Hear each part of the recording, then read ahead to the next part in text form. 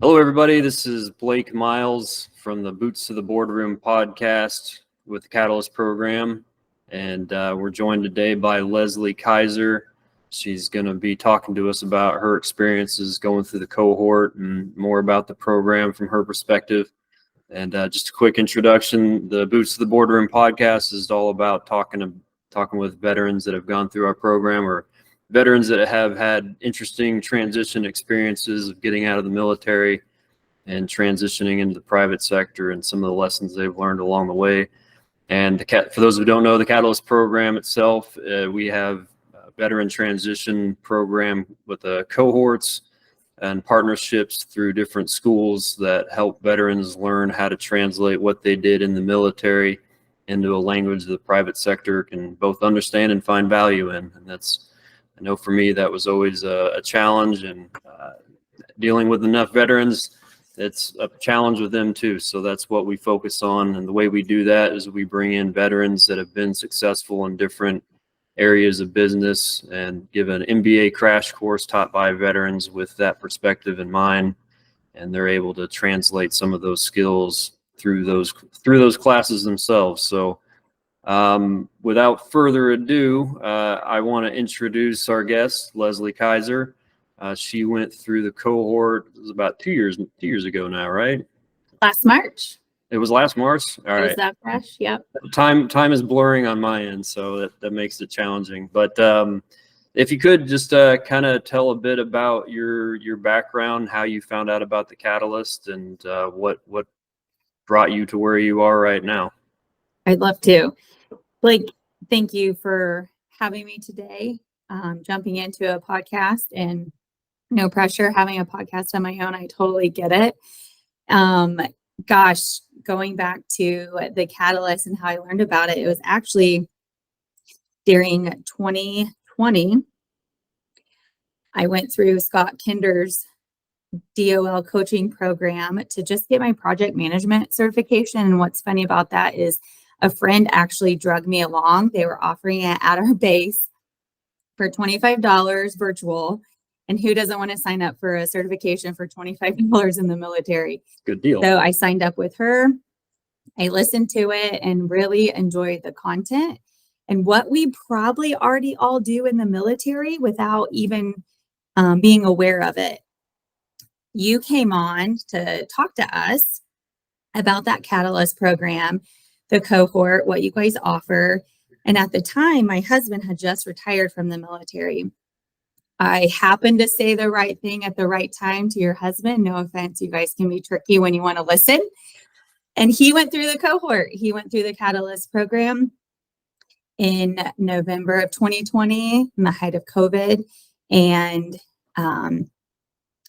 thrived. It was in that perfect timing within a 1-year transition from the military that the things that we're missing are things we take for granted when we're in. And after that, the Catalyst had my heart to give my husband life back in a time where just we're all searching for something, and the military gave us a sense of purpose, and we're trying to figure that out on the civilian side, especially as someone that was still serving. To see that put back into him was huge.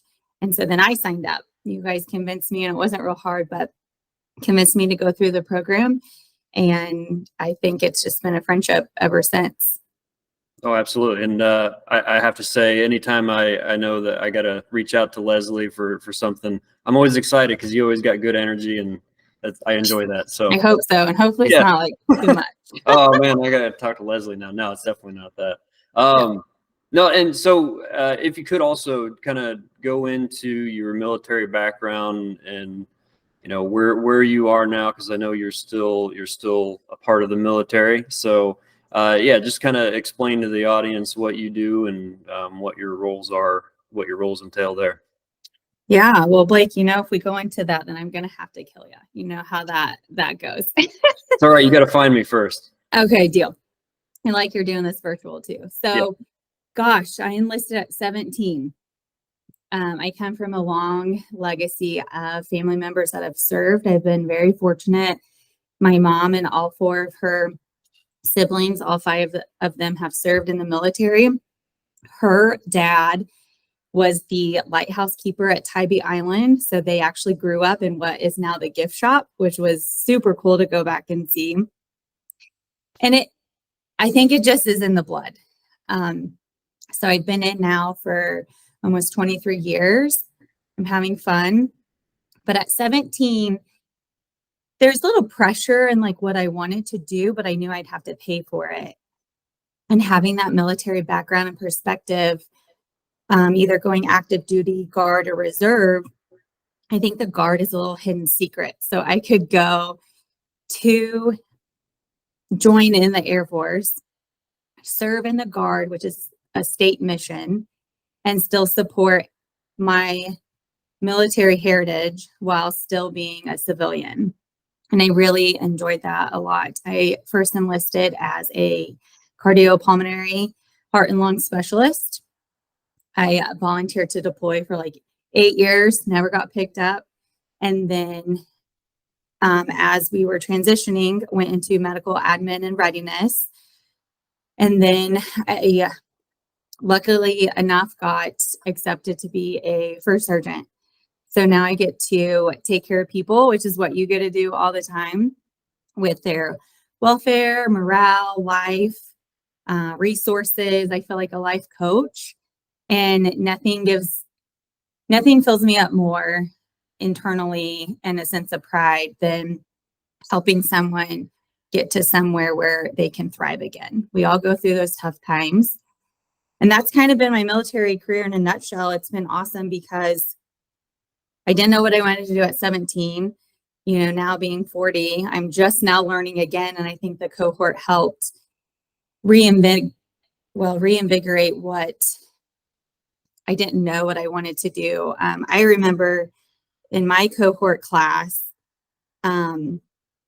Bill Matthews, we'll just call him out right away, right?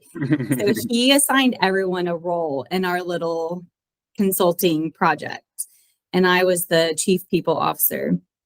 And I think letting other people see something in you has inspired me to want to pursue what other people see in me.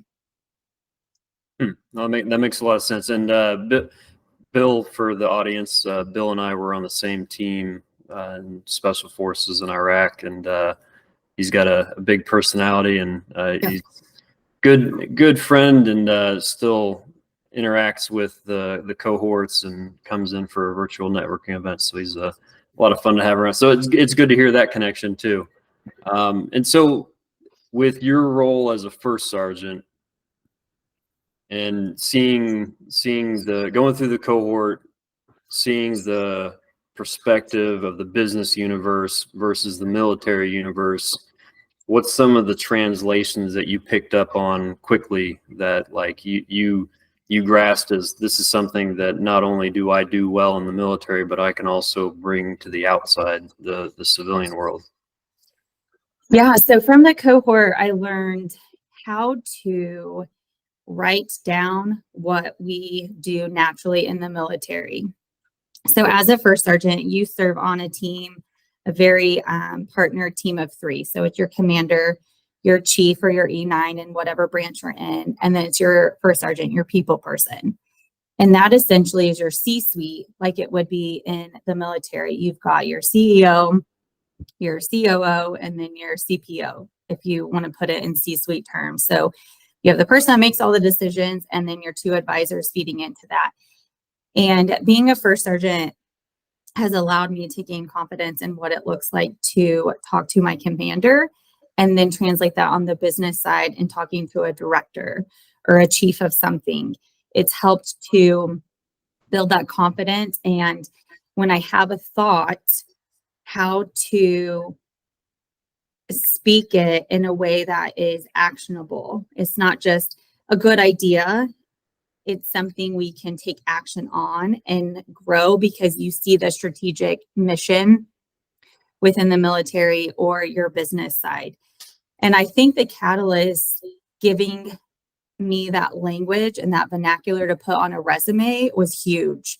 Being a first sergeant of the largest squadron in Indiana, that's 250 people. I don't know a team lead on the civilian side that has a team that big that they account for. So that the light bulb went off instantly. Other things I took away was just meeting other business representatives and executives really helped to they're just people. And it's all on how we just have that conversation and connect. When you get to a certain level that you are wanting to elevate your military career or transition into the civilian workforce, it helps put you in front of people to practice those conversations. And I really appreciate that in the cohort. Never would I have thought I would have been on the line with a senator. And now we're like, hey, where'd you hide your dead bodies? And they're like, we all have someone to help us get where we want to go. And the cohort was huge in that. That's great. And I do know that, like, going through and sitting on the back end of the cohorts and seeing all the different candidates go through, that's a common thread that comes out is being able to pick up on this notion that the people that you run into in the private sector, especially, that have these high level roles or these opportunities that they might be able to open doors for you, there's this sense of, like, I can't talk to them, or there's this resistance that gets built up because you start thinking through all the what ifs and all the things that could go wrong, as opposed to what you just said. It's that they're just people. They're just people that ended up in these different situations, these different positions. And as long as you're able to talk to them like a person with the underlying language of, you got a firm grasp on what business actually looks like, that fear just kind of dissipates and goes away. So that's always good to hear. And it's one thing I was thinking about too is, when you joined the Catalyst, you had already had, how many years is that? Close to 20 years under your belt. And yep, I could have already retired. Yeah. So you this wasn't your I don't want to say your first rodeo in terms of learning, but you already had a fair amount of military experience under your belt. And most of our candidates that go through the course, they're in similar situations where they've got either a full career of the military under their belt, or they've got a number of leadership roles that they've already went through. Going into the Catalyst at that point, what was your perspective of, like, how you saw your military skills going into the Catalyst versus how you saw them coming out of it? I think going into the Catalyst, I already knew what to expect because I had watched my husband go through it. That's a big. And I know I had a sneak peek. And so because I got that pre-session, it was almost good and bad, because one, I knew what to expect, but two, I didn't know how it would make me feel and how it made him feel. I really appreciated the Catalyst for the reason of, you made us do homework, and you would get on us if we didn't do it. Like, hey, I know you're adults. We all have lives. You still got to do your stuff. There was a sense of accountability that we can all relate to. But what I actually didn't expect was what it would pull out of me. I knew who I was as an individual. I knew where I sat in my military career, and I knew where I was at. I didn't know on paper where I wanted to go. And I really liked your projects in that regard. I didn't know I would fall in love with consulting and what that even looked like. I didn't know I would like the marketing aspect from when Liz Hance would teach us, and the practicality that goes into that stuff, that, we have a good idea, write it down. They give you the people to talk to implement that. It's that easy. I wasn't expecting that. I wasn't expecting to get a renewed sense of feedback for myself and internalize that. So I think, going back to Bill, when he wrote down the CPO and being that chief people officer, that's actually a new role in the C-suite world. When you're looking at different execs, that's a new role. And so I signed up to go back to college for HR. So now I'm back in school, finishing my human resource degree. But then I added a minor of public relations because I really enjoyed talking with the senator. I didn't know that before, that opportunity. And I think even if you're in the military or civilian side, the military gives you that leg up when it has to do with seeing an opportunity and taking it. That's the first thing we're taught in basic, right? Volunteer. Unless you get told, like, don't volunteer. Yeah. Volunteer. And so that has, that's part of our character and who we are. Like, okay, I'll do it. I'll sweep the floor. I'll volunteer. I mean, whatever it's for. And so that's no different than what the Catalyst did. They provided us opportunities, and you have the right audience with military, and then that mindset they have to make those opportunities happen. Yeah. And so when you're in this space where you already have this intrinsic understanding of some of the skill sets you bring and some of the leadership experience you've already developed out. So I'm curious to hear, like, what was it in the cohort specifically, do you think, that made you realize your interest in the consulting and also the HR stuff? Was there something specific that you remember that were that light bulb? Because that's something I enjoy, sitting behind the curtain, is every once in a while you can see those light bulb moments for people where they're like, oh, wow, this is something that I could not only enjoy, but see myself doing more in the future. Do you remember what that was for you, as like either in consulting or and you might have already touched on it, it might be redundant, but I'm curious to hear more about those specific moments. I really liked when we helped with kids coats out of Noblesville, Carmel, Fishers area. I really enjoyed working with that team. It was just someone that wanted to do better, and they wanted to know how from an outside perspective.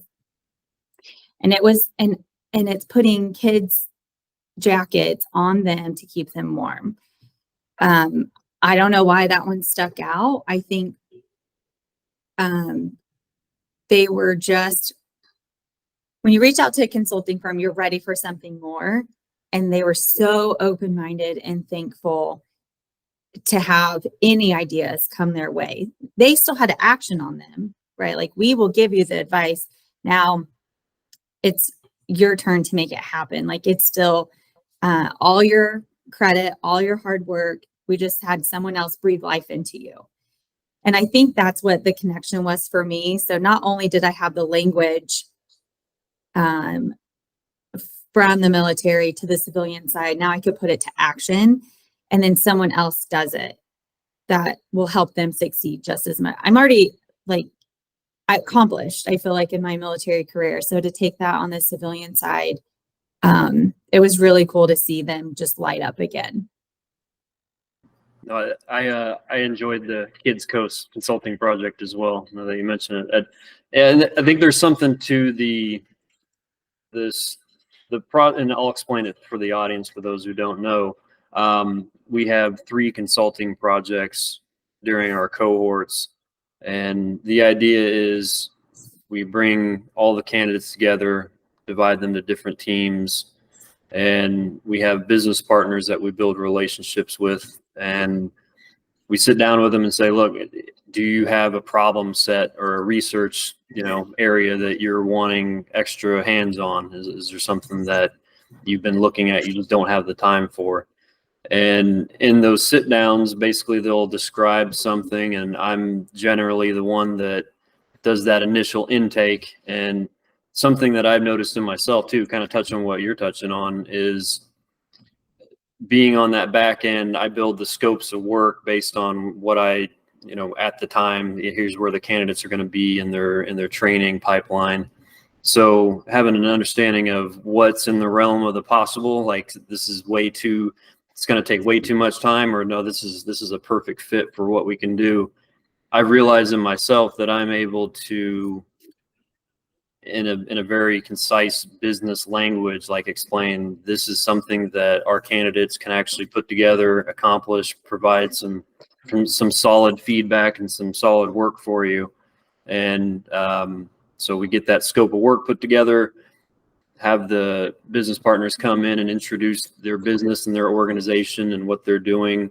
And then we just describe the problem set, and we give the candidates about a week to work together on their own time and come up with some potential solutions, put it all in a presentation and give it back to the business partners. And I think you've probably seen it too, is just the way that's structured, it tends to draw out a lot of those light bulb moments for veterans, especially because what we do in the military tends to relate with a lot of consulting. Like as a first sergeant, like you mentioned it before, you're talking with your commander, you're talking with higher, you're talking with lower, you're talking to subordinates to figure out like this needs to get done. Here's how I think we could get it done. So let's find ways to make that happen. And it tends to work out pretty well for both the candidates and for the business partners. They end up getting all those ideas that they can run with. So I appreciate that insight too, as far as what really clicked for you. And since you've gone through that whole the cohort and the following months after that, like has there been any moments where you've been in a scenario at work or in school where something came up and you're like, oh yeah, I remember doing something similar to this, or something that prepared you for that you can think of? Yeah, definitely two things. One personal, one professional. So I think it goes back to that business grid, the low value, high value, easy to implement, hard to implement, and you want to get to the highest value, easiest to implement to gain the most traction. So professionally, within my civilian job, we are rolling out a new software, and we're standardizing two things that no one wants to do. So we're standardizing across 10 firms how to do something the same way, which is fun. And then that's the approach. So they get the team together. What's the list? What's easiest to implement with the highest value? And then we almost work backwards. So we get a little bit of traction, and then we can start really getting the ball rolling. And then the last little bit of cleanup, which sometimes will work itself out, is that hardest to accomplish with the lowest meat. And then, but it all has a little bang for your buck. Whereas in my military career, we worked backwards from a conversion. So if you're out of Fort Wayne, Indiana, we went from the A-10s to the F-16s, and now you'll start seeing a shift in aircraft flying, and it's getting a little louder. I've heard them. And more fun. Yeah.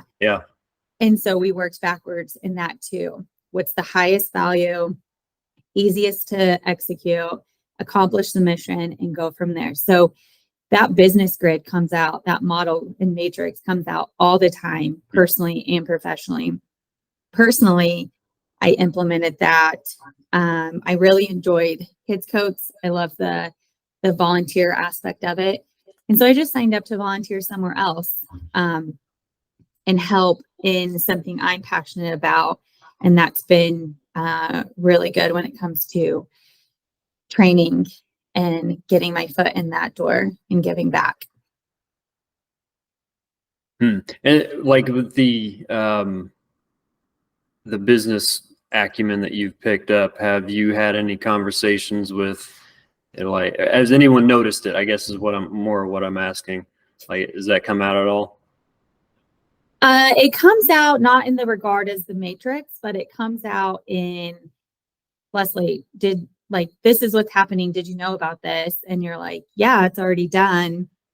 It comes out with that confidence that we learned from the military to be more proactive versus reactive. I will say in the business world, it's a little different from the military as you transition into corporate world, to shift your mindset when it comes to how to get stuff done. They operate at a little different level. In the military, you can be a little more proactive without permission. In the corporate world, you need to strive to get more buy-in and quicker. And so having those better questions, doing your research and what that outcome is, because time and money sells. So if you can save time and money, it's going to be bought, right? If you can't, then they're going to be like, no, figure out a different way. Yeah, that's where it comes into play the most. That the value of money is that's one of the first things I noticed, because I went through the cohort back in, I think I was actually with your husband, if I remember right. But yeah, the first cohort, I realized that whole concept of money in the military was definitely, it's not the same, because no, well, yeah, the whole idea of a spendex is a fake made up military term where you just go out in the desert and you got to burn through a bunch of ammo so you can get that much ammo the next fiscal year. Like, yeah, I don't think there's anything comparable to that in the private sector. So yeah, well, and when we're spending ammo, we're qualifying or we're doing other things to enhance. Yes, I know. Yeah. But I just wanted to be on record. No, yeah, I'm not trying to get you in trouble. This is First Special Forces Group. Hey, we got this extra ammo. We got to get rid of it so we can justify getting more next year. So let's go and do some target practice. There was the number of times I'm just blindly firing AKs off into the wilderness and going and reloading the next magazine. So I'm sure you're not allowing anything like that. I'm not suggesting that at all. No. No, and so your future pathway, you're in this spot where you've got both of your minds developed now, and it sounds like you got the business mind, you got the military mind, and you're in a much better spot. And I know I was personally when I was getting out, and having this sort of understanding of both worlds, because you got both feet in both worlds, and your thinking has changed. So how do you think, well, before I'll ask this question next, where do you see yourself going, like, and whatever your time frame is, staying in the military? Like, do you have plans in the business side if you're already pursuing the HR education side of the house? So do you have plans for where you're going next and what that's looking like? I think gearing up for retirement within that 3 to 5 year mark. Programs like the Catalyst and other transition programs, they weren't around back then. You didn't have retirement seminars. You didn't have it. Gosh, maybe barely an out processing checklist, but you had to fight to the nail to find every resource you guys have. So pioneers like the Catalyst are really helping shift that for our veterans and make it a little more seamlessly. And that's huge. So within that 3 to 5 year mark, I'm looking at closing out my career and what that looks like. And I want to work backwards, but I'm already going to the retirement seminars, building my checklist, signing over benefits, that educational benefit, working with our JP Smith. I don't know if you know him. He's our regional benefit specialist. What's his checklist look like? Signing over educational benefits. That one's huge. Can't tell you the number of tears he has seen from grown men knowing they can't sign that over to their kids now. You have to be in for 4 years, like left on your contract, to be able to sign that over. So getting that done, starting with a VA rating. If you're not going to get it, someone will. Yeah. What does that look like? You might not look broken on the outside, but internally there could be some real struggles going on, or other things that have popped up, or autoimmunes, or you name it. We've all got something, and you're entitled to that benefit. In the military, we do a good job at being humble and being taught to be humble. It's okay to brag about yourself. You don't have to be a me monster, and you don't have to be the I, but it is okay to shine and show up when it's your turn. And we are so good at underselling ourselves. And so programs just like the Catalyst are huge in putting that back into our service members, because we deserve it. We've worked our asses off. We deserve it. I don't know if that's allowed or not. I told myself I wasn't going to cut. Good. I'm not going to. So that's what I'm looking at, that 3 to 5 year mark. to finish my career strong. I've seen so many retirees on their way to retirement heading towards the door, and they're grumpy, they're grouchy, they're bitter, they're jaded. They don't want to pass along any knowledge. And so we've created this hoarding mindset versus like a giving mindset. I don't want to be like that when I exit. So that's what I'm looking towards right now. What legacy am I leaving, and how can I teach others? What's the 1-year transition look like when you're out? You're losing your community, your camaraderie, your team, because they're going to keep going on without you. And so reach out to that retiree person from your shop. Hey, what did you do? I want to make sure I leave something and get something on my way. And then as far as looking at retirement from the military and being 110% into the civilian sector, finishing HR as far as business, I don't know what's on the horizon. John and I are big travelers, my husband. And so what that looks like to keep giving back, but give to ourselves too, I don't know, might be a surprise later, and we'll have to do another interview.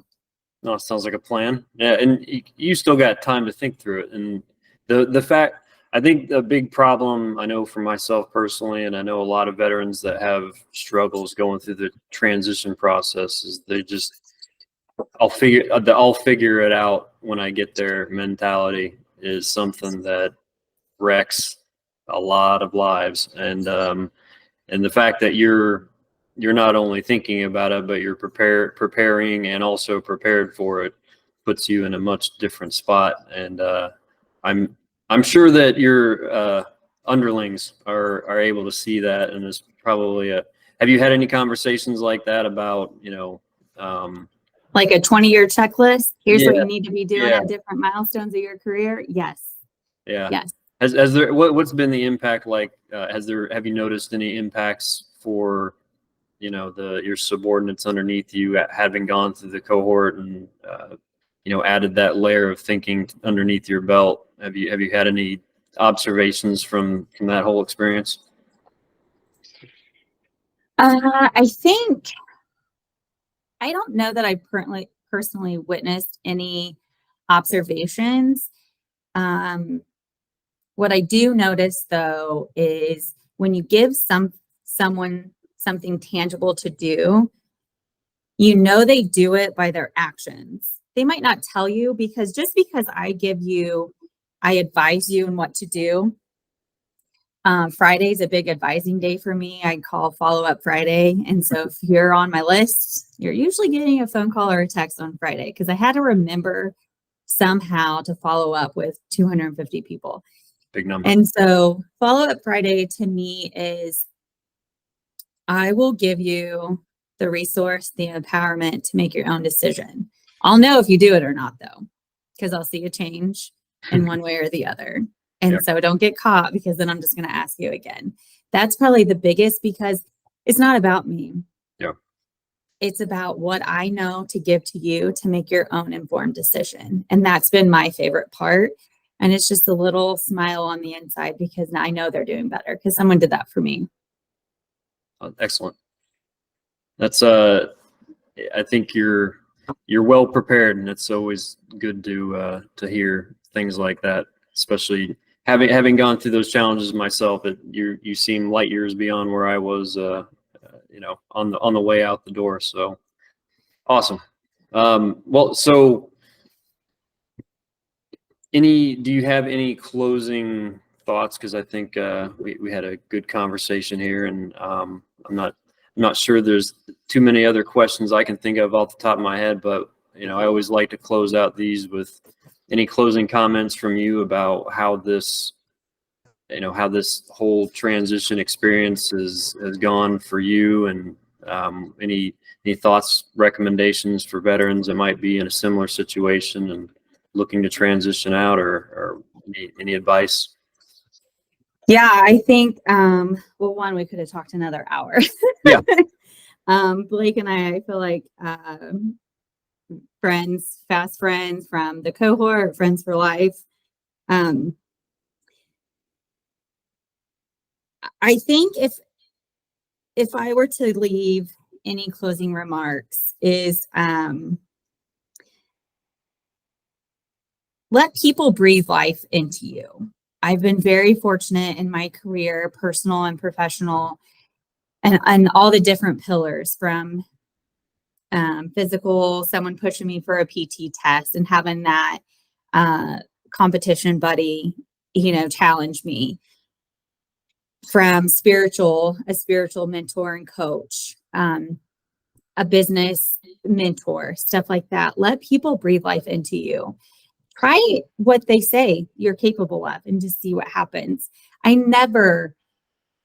didn't even know what a CPO was until Bill said it in our cohort. I never would have looked into that if I wouldn't have let my other friends breathe life into me and make me see myself through someone else's eyes. That's been huge. I've been very fortunate to have some really good military mentors. And had they not driven promotions, our favorite phrase, given me an opportunity to excel, I don't know that they would have, I don't know, I could have pulled something out of me more than what they were doing. And it's been really awesome and humbling, and a really cool experience and ride through both sides, right? I feel like in the military, we get two lives. We get our civilian life and then we get our military life. And a lot of people don't get two lives in this world. They get one. So I really appreciate all the mentors, the people that keep you humble but challenge you. We all have that friend that they promote before you. So they have that promotion date, they rub in your face, but then they're there clapping and then you do the same for them. You can't find that anywhere else. That's great. And I never considered the whole two lives concept, but that's a very profound concept, because it's like you get not a second chance at life, but you're almost like, hey, you get to hit the reset button, as opposed to you have to hit the reset button and start all over again. Yeah. That's great. No, that's very, yeah, go ahead. Oh, I thought you were going to say something. My bad. No. No. So, no, that's great. And, yeah, I think we can wrap it up there, but, it's been a fun conversation, and, I really appreciate you taking the time to come in and share your experiences and what you went through and the lessons that you learned, because I know that there's a good number of other veterans that are in a similar spot as you, and they're looking and thinking, what's the other side of that door look like? And Yeah. you've already like gone outside of the door, took a peek around, came back in, and you're spreading. Cheated. Yeah, it's a good way to put it. You're the S2 that you even did that with your husband. You got a peek behind the curtain before the class started. You were very well prepared in that regard. That's awesome. Well, I again, thank you very much, and looking forward to hearing. We'll set up that next interview after you do some traveling and figure out what your next steps are. Because you got it. Anytime the Catalyst reaches out, I will always show up. Outstanding. Well, I'm looking forward to hearing that, because I'm sure it'll be another interesting adventure that you've been on. You got it. Awesome. Well, thank you, Leslie. Thank you, Blake. All right, I'm gonna stop.